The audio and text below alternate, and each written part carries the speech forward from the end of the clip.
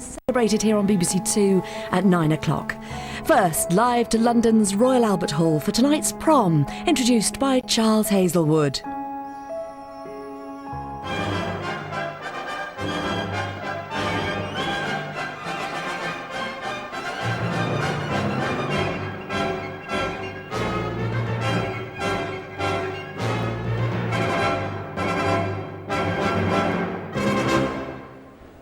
Welcome to the Royal Albert Hall for concert number 64 of the 2007 BBC Proms season.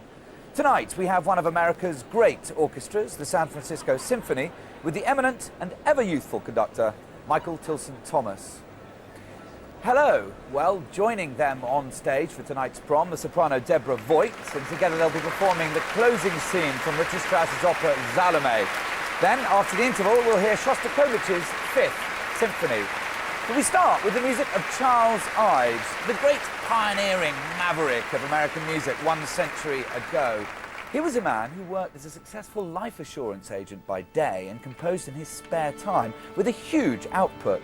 Virtually unrecognised as a composer until the end of his life, he was genuinely a musical visionary. Charles Ives' Third Symphony is entitled The Camp Meeting. The early American Christian frontiersmen, heading west across the great expanses of America, gathered at regular intervals for camp meetings for solidarity and communal worship. These meetings continued into Ives' own day. The Third Symphony captures the earnest spirit and social mix of these meetings, with use of hymns intertwined with fragments of folk song, using pioneering musical techniques unheard of in Europe.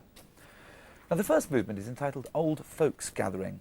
The second, Children's Day, reflecting the exuberance and joy of the children at camp. And the third, Communion, the quiet, sincere and reflective acts of worship committed by the assembled company. Look out then for hymn tunes, particularly in the first movement, like What a Friend We Have in Jesus. Now, you'll notice that the orchestra is quite modest in scale for this piece. The big guns of the San Francisco Symphony will join us a little later. Just a reminder for those digital viewers who want notes on the screen together with the music, just press your red button right now. Well, applause greeting Michael Tilson Thomas, coming on stage to conduct his own San Francisco Symphony, leader Alexander Baranchik, in Ives' Third Symphony, The Camp Meeting.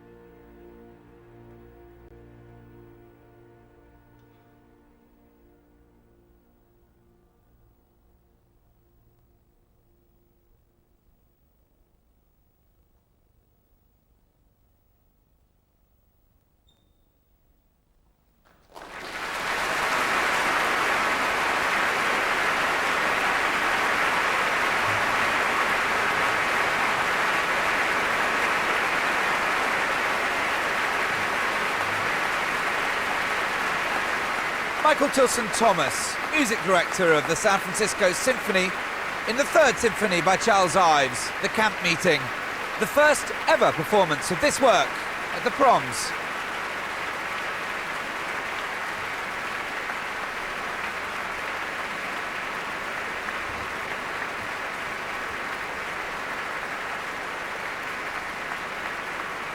Charles Ives was a truly far-sighted composer, inventing composition techniques that were only to become mainstream in Europe 20 or 30 years later, particularly relishing, as you just heard, in the spiciness of deliberately placing foreign bodies in the midst of harmonies where they simply don't conventionally belong.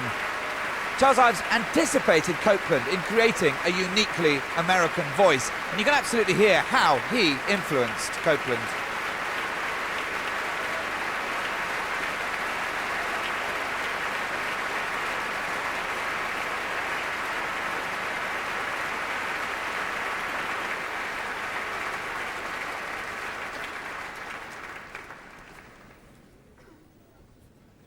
Well, there's a slight reshuffle on stage now before the next piece in tonight's concert. Perfect opportunity for me to introduce my two guests this evening, the singer Tom Randall and the conductor Alexander Shelley. Welcome to you both, gentlemen. Tom, first, being American yourself, talk us through Ives, your relationship with Ives. Do you love this piece? I do, and it's yeah, you know, I like to think of Ives as the Howard Hughes of classical composers. I mean, he's someone who's obviously made an enormous amount of money, as you mentioned earlier, in the insurance game. So that obviously freed him up to explore all sorts of fantastic and weird and wonderful combinations of sounds, which of course he was taught through education with his father. He's a bit of a recluse, a bit of a maverick, as you said before, and certainly eccentric. And the fact that he was working with all these different techniques, polytonality, tone clusters, even kind of a prototype of a tone row that, of course, Schoenberg would develop decades later, kind of marks him out as an extraordinarily far-sighted composer. Alexander, it's fascinating, isn't it? Most people, posterity affords Copland the crown for the man who genuinely invented the American voice, i.e. music which was not inherited from Europe. But here's Charles Ives doing it 3 decades earlier. Absolutely. That's the fascinating thing about this work, is the context. I mean, this is the turn of the 20th century. Shostakovich was born a few years after this was conceived, 1901, 1902. And if you put the two works that we're going to hear this evening back to back, it's a tight call which is more modern. Absolutely. Well, let's move on now to Salome, the closing scene from which we're about to hear Deborah Voigt sing with the orchestra here at the Proms.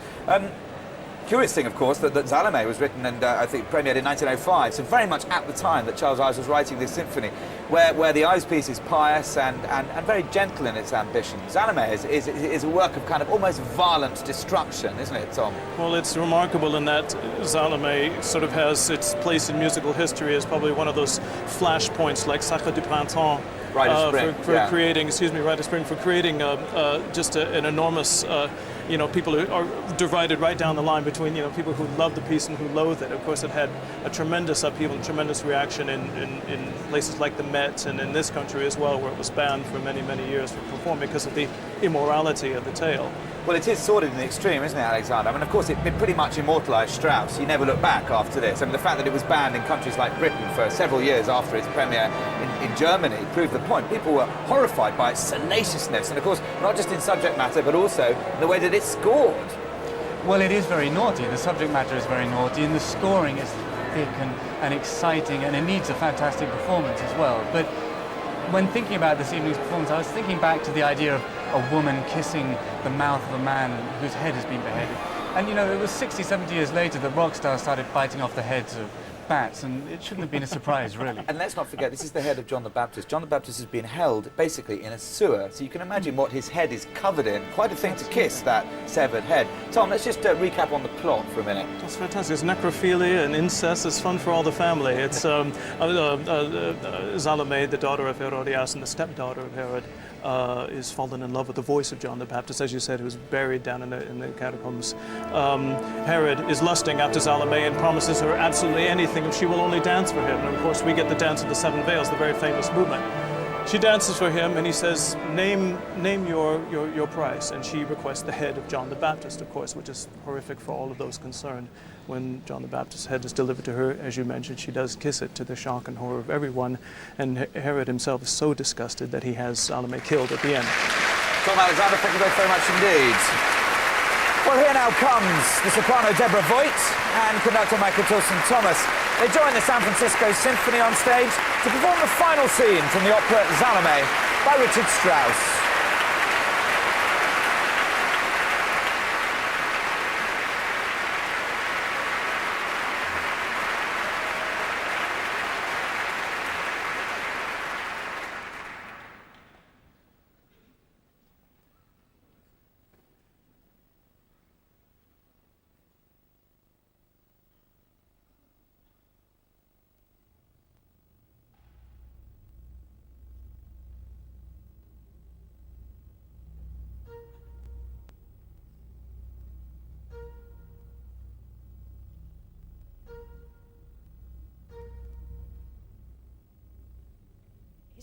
Kein Laut zu vernehmen.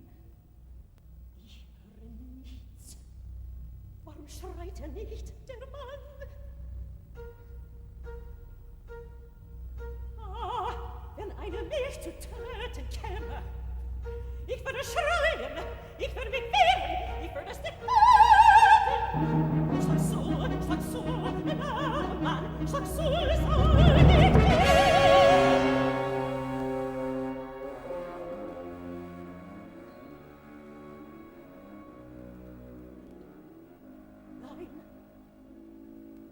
Ich höre nichts.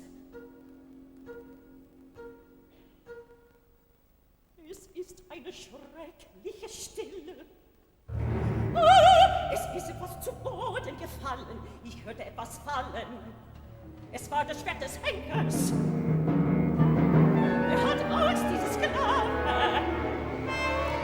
Er hat den Schwert fallen lassen. Er traut sich nicht, ihn zu töten. Er ist der Finger, dieses Sklave.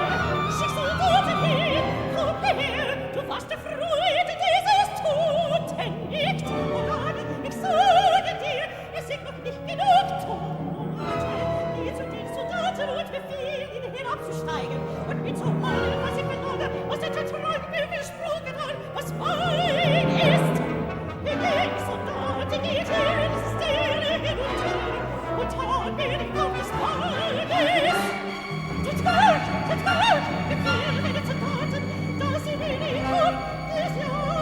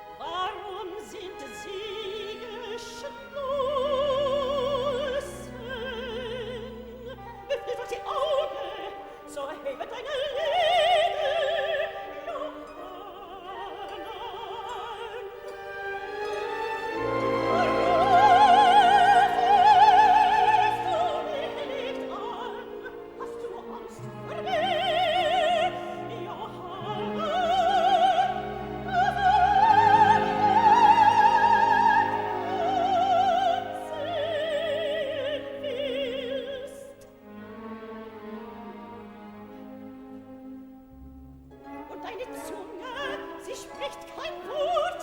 Ja, hör, diese Scharlatan, die ihre Weiber in die Milch spielen. Es ist seltsam, nicht? Wie kommt es, dass dieser rote Natter sich nicht berührt? Du sprachst böse Worte gegen mich, die Tochter der Herodias, Prinzessin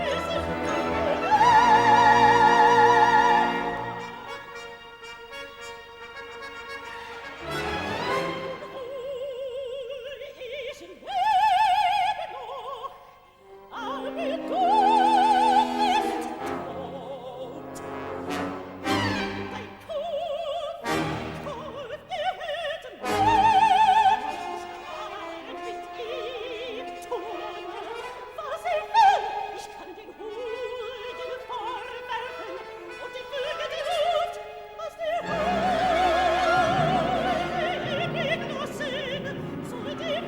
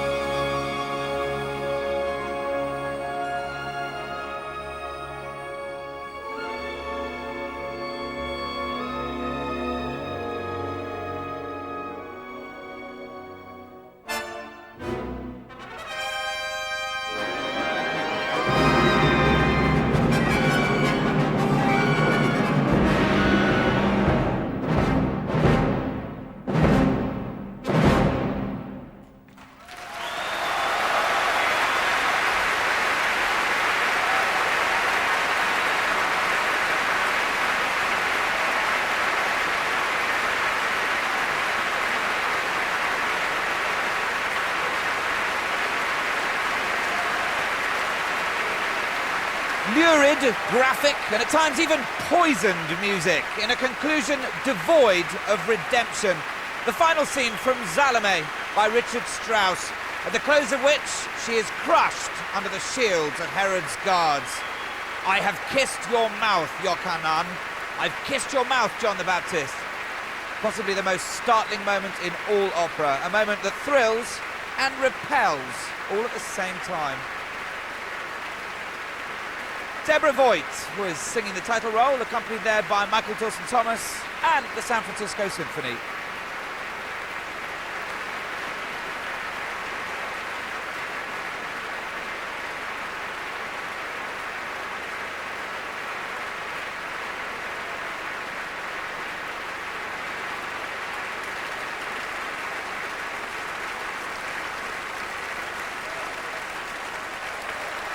And clearly they want Deborah Voigt back, and here she comes.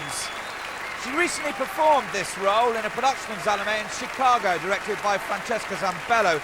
She's a highly acclaimed soprano, particularly in German repertory, and she's about to embark on her first Brunhilde in Wagner's Ring Cycle at the Met in New York.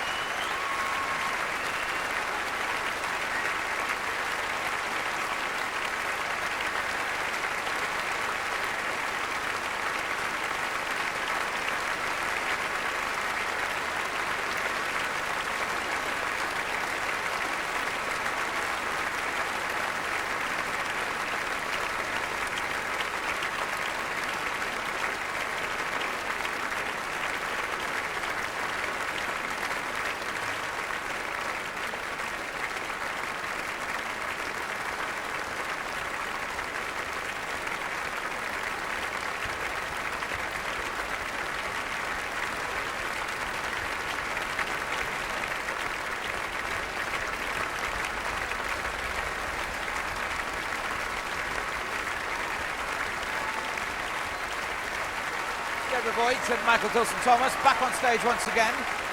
What an amazing dramatic soprano she is. That's such a heavy sing. You know, the scoring, the way that the orchestra is mapped out in and around her is incredibly dense at times. But boy did she hold her own and carried the thing effortlessly, it seemed.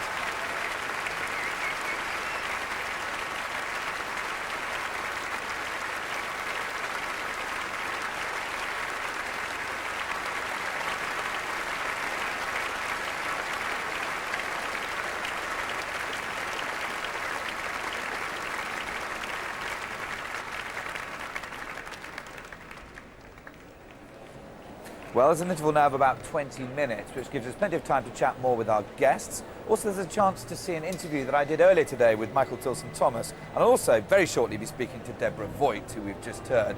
In the meantime, Tom, Alexander, welcome back. Alexander first, she did a fantastic job with that. Very, very intense music. She did, and what struck me, it felt very operatic. We're in the concert hall, and sometimes it can lose a little, but it didn't lose anything. She really had a focus and intensity of her performance that was as if you were in an opera theatre, as if the lights were dark. And Tom, Strauss's extraordinary degree, control, consummate mastery of scoring, of orchestral colour, really plays the strengths of this orchestra, doesn't it? Exactly, exactly. And as Alexander was saying, it's not the ideal place to perform this kind of music, but I think with a conductor like Tilson Thomas, he understands the demands of the hall and the acoustic, and you know, it's absolutely no problem listening to Debbie. I mean, one of the unique things about her voice is not so much the singing, but it's almost as though every once in a while you get the combination of the right voice, the right repertoire at the right time. Here's someone in the prime of her life, the prime of her singing life, blessed with this extraordinary talent who's just right in the middle of these roles. And there have been about 5 or 6 singers in the history of the tradition, I think, that you could say, sort of, you know, Maria Callas singing Tosca, John Vickers singing Peter Grimes, and you've got Debbie Voigt in this particular repertoire. I think we're all very, very lucky to be around at this time. It's kind of a tragedy that we don't see nearly enough of her in this country. I presume she's very highly regarded in the States. Well, no doubt. I mean, you know, she has this star quality that just follows her wherever she goes, and she's every bit as celebrated. She sings at all the major opera houses, San Francisco, Chicago, New York, as you mentioned. So, she's doing quite well. Alexander, conductor to conductor, talk to me about your impressions of Michael Tilson Thomas. You may be one of his great fans, you may be somebody who's not quite sure about him, but he really seems to effortlessly bring enormous, almost savage contrast out of the orchestra. It's a mighty beast, and he controls it very lightly. He does, absolutely. He's, you know, Strauss is very, very close to my heart. I adore his writing, and it is, as you said, sometimes thick and difficult to control, especially in acoustic like this, when you're accompanying a singer. For some people, it would be a nightmare trying to keep everything under control. He's a very clear conductor. He's very clear about the balance he wants in the orchestra physically, I'm sure in rehearsal even more so. And the results, as Tom said, are fantastic. The voice, she has a fantastic diction as well. You have to be clear about that in the hall. For us sitting here, you can hear every word. But everything's beautifully balanced, and yet it has this ferocious intensity where necessary, so nothing is lost. But you felt that the beast was reined in enough, because there were definitely times during the rehearsal, which I watched, where he was really having to repress them, because it's music that wants to scream from the rooftops. It's very difficult to put a lid on it. Well, I saw a couple of times trumpets enter, and he goes like this. You know? I could see them thinking, oh. I think one of the interesting things about the score, is that it's the same with Wagner as well, is that I don't think it's so much a question of neither of these composers are writing music to necessarily accompany. I think the voice has a texture and has a color and a clarity that will be heard, even if you're singing against a bank of trombones or horns at full blast. That is such an important point to make, I think. Any kind of great psychological music drama like this, the orchestra is absolutely a character in the drama, very often multiple characters, telling you stories and giving you truths, which the characters themselves can't actually and communicate. you can hear that, the strain coming on from Wagner and Bayreuth. I was in Bayreuth last year, and the sound there is very, very unique, actually. It is very transparent. And you can see how if music was conceived for that acoustic, it would work. And Strauss conducted there several times as well, so he had that in his mind. Gentlemen, for now, thanks to you both very much indeed.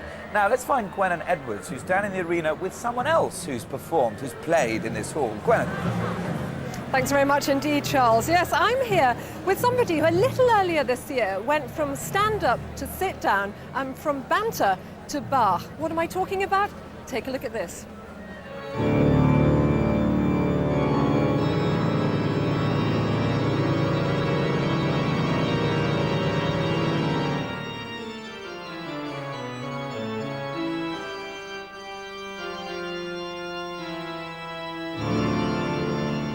With Hilary's words of advice ringing in her ears, just keep going, she regains her composure and performs the rest of the piece perfectly, right through to its majestic end.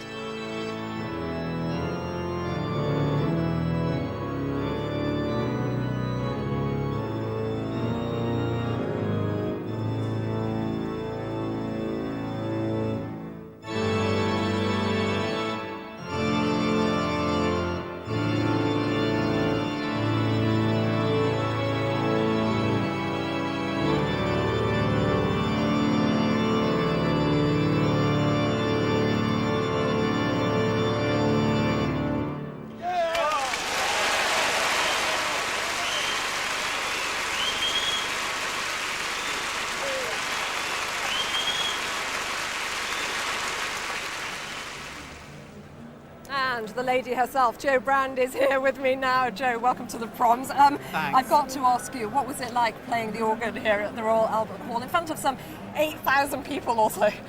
It was probably the most surreal experience of my life, and I finally understood what your blood running cold actually means, because I was absolutely freezing cold from head to foot, and I really did think that I would be paralysed and I just wouldn't be able to do anything, or if I could, that what would come out wasn't what I was meant to be playing. And you mentioned being cold from head to foot there, and I've got to bring in your feet, because you weren't wearing any shoes, were you, when you were doing that? I wasn't. I was the sandy shore for people that are a bit older. Maybe, of organ players. That was because I tried it in my big clumpy shoes, and my teacher Hilary said, you can't wear those because you can't feel, you know, the notes. So I then tried a pair of organ players' shoes, and I felt like Margaret Rutherford in Agatha Christie, and I just looked so ridiculous that I decided to go for bare feet. And it worked. It did work, and also I hope people noticed I had a pedicure on the morning so that my feet didn't look like a hairy troll's. How long did you have to practice for, Jo, before you actually got up to that standard? Well, I actually learnt over 6 months, but within that 6 months there were kind of several tasks. I started off playing at a village church in the village where I grew up. I played a hymn for a christening, and then I played at the Blackpool Tower Ballroom for a lot of dancers, and I was rubbish actually. I then played at a wedding, and so I probably had about 6 weeks to rehearse the piece that I did here to learn it all, yeah. And just tell me a little bit about your musical background, because nobody can go and just play an organ like that. Presumably you had played the piano or something at some stage. Well, I learnt the piano when I was at school, yes, but I was kind of put off by the ferociousness of my piano teacher, who was called Miss Funnel. And she used to hit me on the knuckles with a ruler if I played my scales wrong. And, you know, that's not really, to me, what music should be all about. It should be fun, it should be something you want to do, not something you're terrified of every week. And what was the reaction from your family and friends? Because everybody knows you, obviously, professionally, as you can get a gag out of any situation, but in a sense, you couldn't hide behind this. This was quite serious. You were on the line here. What did your family and friends say afterwards? Well, I have to say, after the show went out on TV, I had the most texts from my friends that I've ever had after anything I've done. And I would say a good 70% of them said I cried at the end. It's like, wussies. And have you managed to keep it up? Because it's a wonderful thing to do and extremely brave of you. But have you let it go now, or have you followed it up? Well, I have followed it up. I'm continuing to have lessons with my marvellous teacher, Hilary. But the only problem is, are they ever going to let me into a church again to actually play the organ? I'm trying to get a job locally, but it's not working out very well so far. What does music mean to you? I mean, you're here this evening, obviously, and I know that you've been involved in Gilbert and Sullivan, and you were working here at the Proms a couple of years back. But what does music mean to you? Is it important for you to help you relax or whatever? Well, yeah, I mean, the thing about me and music is that I'm a complete Philistine as far as music goes. I'm like I am with art. I know what I like, but I've got no idea who it's by or what it's called most of the time. And I think that's fair enough. I think a lot of people are like that. I think there's a lot of snobbishness in music, you know. I'm quite happy if I hear some nice classical music on an advert, to go into a shop and go, can you tell me what that music was on that ice cream ad? And I think that's the way a lot of people get to classical music, and that's fine by me. And what's coming up for you, Joe? More stand-up, more music? Well, no more music. I don't want to torture people too much. I'm trying to finish my third novel at the moment, which is now 2 years late. So who knows? Well, good luck with that, and enjoy the rest of the concert here. Thanks very much indeed, Joe. Thanks, Thank will you. do. And with that, it's back to you, Charles. Thank you very much indeed, Gwen. And well, now it's a huge pleasure to be joined by our Salome this evening, Deborah Voigt. Deborah, a hugely warm welcome to you. Thank you. I'm so impressed by what you just did. You walked out into a dramatic situation of the most kind of heightened sort of extremity, eroticism, brutality. How do you do that and maintain your centre of gravity and just deliver? Well, I think quite a bit about the first part of the opera before I come out, and I've sung this final scene in concert for many years, and that of course helps. I did the whole role for the first time almost a year ago now with the Chicago Lyric Opera, and I think having had that experience now, I'm able to find where she is in that particular moment in the opera much more so than before. So does it mean you can actually access her at any point in time? Well, not walking down the street, let's say, necessarily, but when I'm standing in front of this audience with that orchestra, yes, it comes pretty naturally, pretty easily. How does it feel to you? I mean, maybe it's more truthful or more telling a candidate would be when you're actually doing it in a fully fledged production like the one in Chicago, but how does it feel for you at the point at which you actually kiss John the Baptist's head? Well, that's a kind of difficult moment to put across on stage without getting a little too graphic in a concert performance. It was funny, when I did the entire production, I was very concerned for my parents when it came to the Dance of the Seven Veils and what that might reveal. But actually, it was the kissing of the head that was more troubling to them and to the audience. It's just so sick a gesture, but it's what she's going for from the minute she hears his voice until the very last moment of the opera. It's so interesting you say that, because of course that was the principal cause of concern for censors in various European countries after the piece had been premiered. They were disgusted by the kind of the seeming kind of the delight in which she takes. She wants to sort of chew his face off, really, doesn't she? Well, she does a bit, yeah. He's not really dead to her. That's not what it was about. I don't think she even thought about the fact that she's ending his life. She knew that she wanted to kiss him and that she was going to get it no matter what, and she does. There's a great old opera voice coach that I used to work with years ago, and something he always really set store by was that if you're let's say your first language is English, I assume, and there you are singing and portraying a role in a German opera, and he said that any actor doing this should be thinking in the language that they are singing in. Is that something you can see or understand or share? Eventually that's the case, but certainly when you're first learning a part, I tend to translate things back into English, and it helps me then to remember whatever foreign language is that I'm singing. But ultimately, a part like Salome does become sort of second pilot, as it were. Yeah, because it's so much more than just, obviously it's an amazing sounding language, German, particularly in the hands of a composer like Richard Strauss, Right. but imbuing every kind of syllable with meaning is another kind of level of complexity altogether. It is, absolutely. Now your diction seems to me to be an extraordinary thing, and also the way that you're able to maintain your, not your hegemony. We were saying earlier actually with the others that, you know, the voice is of course the key element, the character's Salome in this particular piece of music drama, but of course the orchestra is a huge character as well.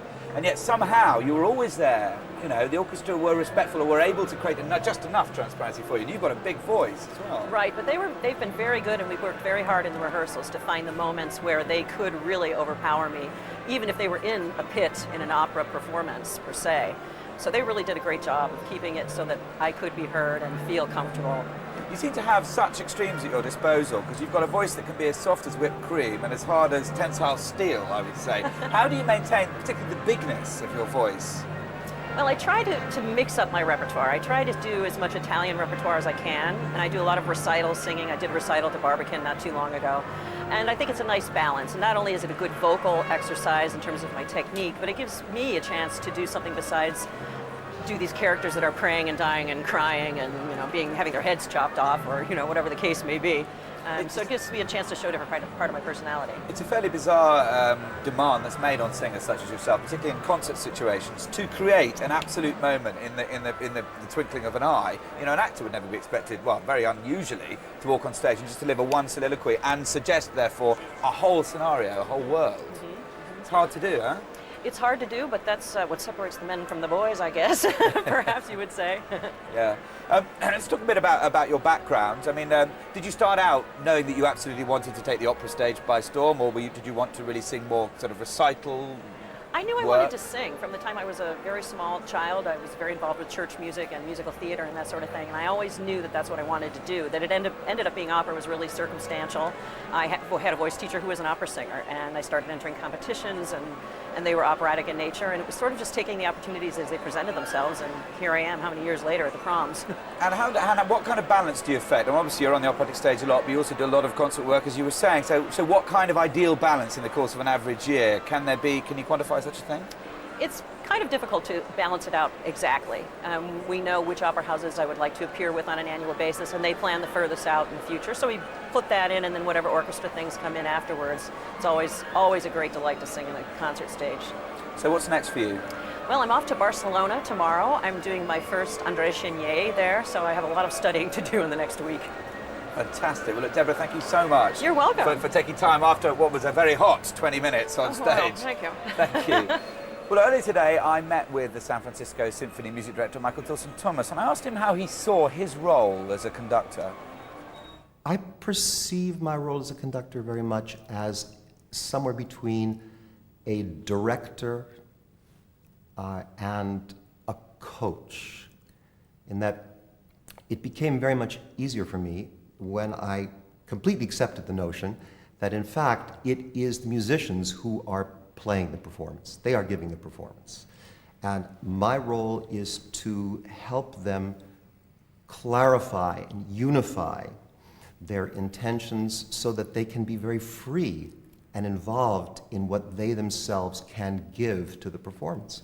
There's something unmistakable about the West Coast sound, the San Francisco Symphony sound. Let's face it, it's a very expensive sound, and it's a very unique sound. Is this something you cherish? Some of my colleagues take more the role of trying to set limits around what can be done, but it's more my interest, perhaps coming from my family in the theater, to try to get people to color outside the lines more in that direction. And especially in the repertoire we're known for doing, Mahler, Shostakovich, these other things, to understand that at various times the composer really wants them to completely jettison all of the finesse of the elegant training that they have had, and momentarily be kind of hooligans, street people, and a second later snap out of it and be once again this gorgeous, subtle, mellifluous instrument. And that's what we try and do. And of course, such a key element to all of this is the need to engage people with music at a much deeper level, to prove to people who don't think they have the right wherewithal, the right background, therefore they're lacking in self-confidence, they can actually go much further, much deeper into the heart of music than they realise. It's important to me that more people realize how much classical music has to offer and really how close it is to them, that it's not a remote intellectual construct, that in fact it represents just the way we really are, more so than pop music does, because pop music, as charming and wonderful as it is, generally concerns itself with one idea, one mood, one emotion at a time. And it very nicely takes you into that groovy space and keeps you there. But of course, what classical music is concerned with is the whole ambivalent and ambiguous nature of the way our spirits, our minds truly are, so that you have all these ideas that are testing one another all the time. Of course, within any one orchestra, there are going to be different people who receive certain information or interpret certain information in a variety of different ways, but even more so with different orchestras. I mean, your Shostakovich Fifth Symphony is going to be a very different experience with the San Francisco Symphony than it is with the LSO. It seems to me sometimes that doing these great symphonies, it's kind of like revisiting one of the national parks. And we've all revisited that park. We're very aware of where the trails go and all that, but yet it's a very different experience each time according to who we're taking that voyage with. And that's the same way I think it is with the audience and with the orchestras and these great pieces. On the other hand, I do have certain priorities about, I would say, the expression of the music, particularly the notion that it's very important to me that the music not sound as if it were notated. What I'm after is that it can sound as if it were being improvised, created at that moment. Do you think Shostakovich had a sense that he was working within the context of the great history of symphonic thought? Shostakovich, of course, in this piece, following the example very much of Mahler, is referring to so much music of earlier times, both music by classical composers, Beethoven, Tchaikovsky, Mussorgsky, Mahler, to name a few, but also all kinds of other styles of music, cabaret music of various kinds, folk songs, many different kinds of material. And this piece was as special as it was because he relied on the fact that his audience would understand those contexts and would understand what the original had been like and understand how he was changing the original to express basically an idea which he would not be allowed to speak.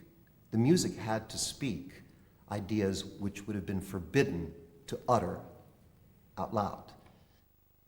So, the second half starts shortly. Just one work, the Symphony No. 5 by Dmitri Shostakovich. Join me once again, singer Tom Randall and conductor Alexander Shelley. Gentlemen, welcome back. Now, this symphony, in a way, is indelibly associated with the tagline, a Soviet artist's response to just criticism. Of course, there have been threats on Shostakovich's life following performances of his opera, Lady Macbeth of Mtsensk. Alexander, with you first, it's very important, I think, in understanding this symphony, to understand what kind of duress Shostakovich was suffering under at the time. Well, I think he was suffering under duress in a few different ways. Firstly, he was in his early 30s. He was probably putting himself under a lot of pressure to find new ways in his writing. His Fourth Symphony, he actually withdrew himself, deciding that it was too long, it was a colossus that he didn't necessarily have under control. And as you said, there was this criticism of his opera. And so, both for personal reasons and then also political reasons, he had to make sure that he got this one right. And I always find it amusing thinking of that, because I can think of few symphonies that open with such sort of devastating, in such devastating style. It's the opposite of a sort of pacifying symphonic work. Tom, let's talk through the structure of the piece. 4 movements for a start. 4 movements. I mean, it was just to allude to something that Alexander was saying before. It is almost like sort of 2 fingers up to the establishment, because his life was under, direct threat because of the authorities.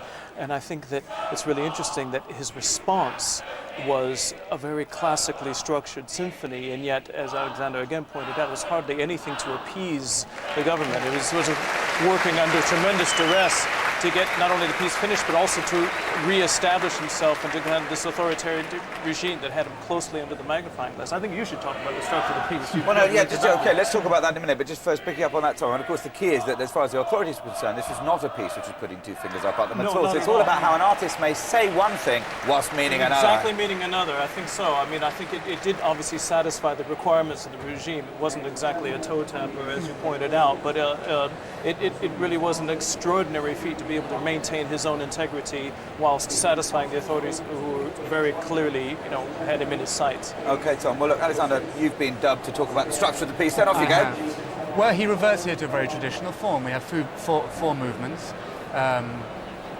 Sort of allegro sonata form first movement, then we have a scherzo which has almost a minuet in trio. Scherzo being a rough kind of dance, effectively. Exactly. It's not that rough here, although it's in not places. that rough, no. And then we have this sensational slow movement, the third movement, where apparently the audience was in tears at the end of the first performance. And then the finale, which is the culmination of the work and is this appeasement, political appeasement. It does have the feel, if you wanted to, of saying we've gone through all these difficult first three movements and now I see the light as an artist. Do you see it like that? Because for me it's very much, again, a double meaning, that actually there's a kind of hollow joy to it. It's a sort of empty sense of triumph, of victory as the piece draws to a close. That's one of the criticisms that many people have of the piece. They feel like it's rather clumsy and it's not necessarily worthy of some of the other great symphonies that Shostakovich has written, but it almost seems like it's like forced celebration in a way. And so to me, the kind of slightly lumpy clunkiness of it is a very deliberate gesture on his part, saying that this is not truthful at all. I think it's a good bet that he knew what he was doing at this stage in his life. I mean, he was a genius in so many ways. I don't think he would have got the form of the last movement wrong just by mistake. Don't you find it fascinating to analyse Shostakovich's melodies, his tunes, the way that they are almost always, they encompass slightly awkward intervals. They are uncomfortable, they're itchy under their skin. It's almost like he had a perpetual stomachache while he was writing. Do you know what I mean? And yet he is very lyrical. He does give you sort of takeaway tunes in his symphonies, or at least the feeling that you've heard a takeaway tune. But that's the beauty of his kind of atonality. Alexander, Tom, thanks to you both very much indeed.